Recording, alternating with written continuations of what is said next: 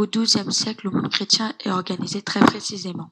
Le pape dirige le clergé, qui a pour rôle d'encadrer les laïcs.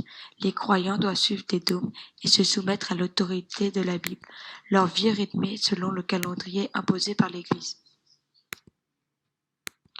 Le clergé se distingue en deux catégories, le clergé séculier et le clergé régulier. Le clergé régulier est constitué de moines et de religieux vivant en communauté et qui suivent une règle de vie, alors que le clergé séculier est constitué de religieux qui vivent parmi les laïcs et dans leur siècle. Le pape exerce à la fois une autorité spirituelle et temporelle, autrement dit politique. Tout le clergé est dominé par le pape, c'est-à-dire le haut clergé comprenant les cardinaux et les évêques, le bas clergé constitué des curés, des moines, et enfin des laïcs. Mais le pape se doit aussi de guider les dogmes du fait de l'existence de plusieurs croyances. L'Église a recouvert l'Europe d'un blanc manteau et marque son influence à travers ce territoire par des réformes. Tout d'abord, un important réseau de paroisses est établi permettant aux chrétiens de pouvoir marquer leur présence au sein de ce territoire. Et dans un même temps, le monachisme se développe sous différents ordres, comme les bénédictins, ou alors par différentes formes, comme dans les abbayes par exemple. Les monastères deviennent des foyers intellectuels et des centres économiques. Les pratiques de clercs, comme le nicolaïsme ou la simonie, deviennent de plus en plus répandues à cause du fait que ce sont les seigneurs qui nomment les évêques et exercent de fortes pressions sur les laïcs. À partir du XIIe siècle, le pape sanctionne ces pratiques. Les pèlerinages sont très répandus au XIIe siècle et encouragés par l'Église. Ils permettent aux chrétiens d'expier leurs fautes et de se préparer à comparaître devant Dieu après leur mort. Jérusalem est le pèlerinage sacré. Ces pèlerinages entraînent le culte des reliques et des saints.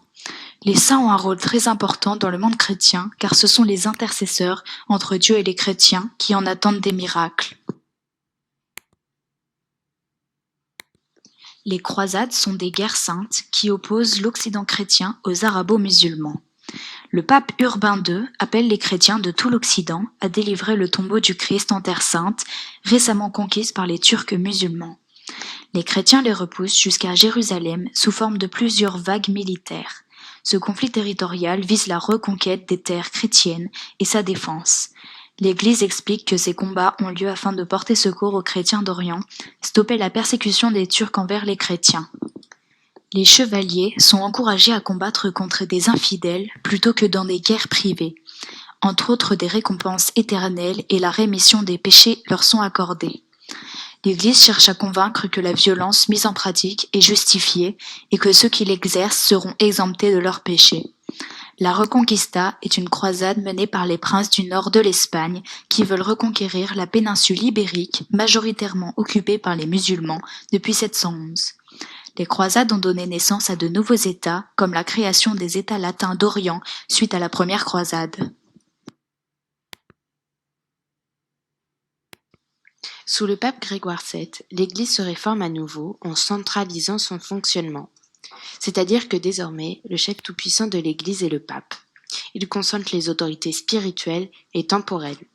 Cette réforme grégorienne impose le célibat et la discipline au clergé régulier ainsi qu'au clergé séculier.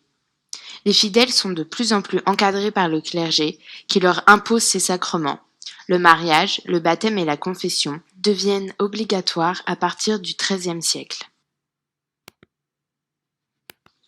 Au XIIe siècle, l'Église est extrêmement riche et très influente.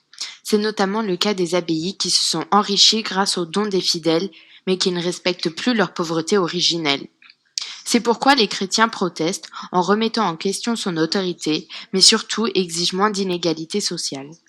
Une vague de contestation des dogmes et de l'interprétation officielle des textes sacrés déferle sur le monde chrétien, comme par exemple les cathares en France, qui diffusent leurs idées au sein de la société. Plus qu'une hérésie, le catharisme devient une autre religion, attirant des gens de tous les milieux sociaux en France.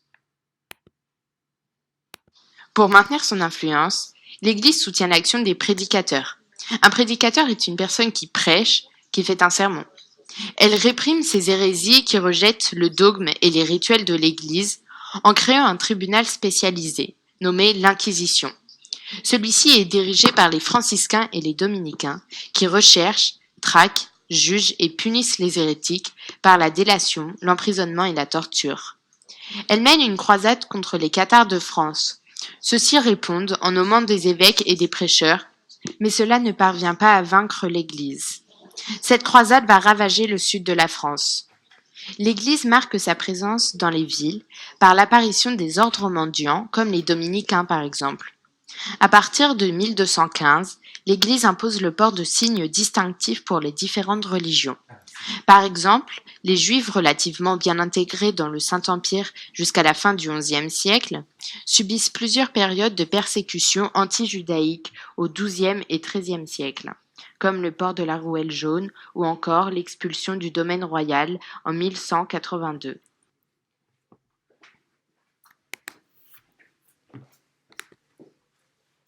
C'est pour demain. Ouais. Donc elle n'a pas fait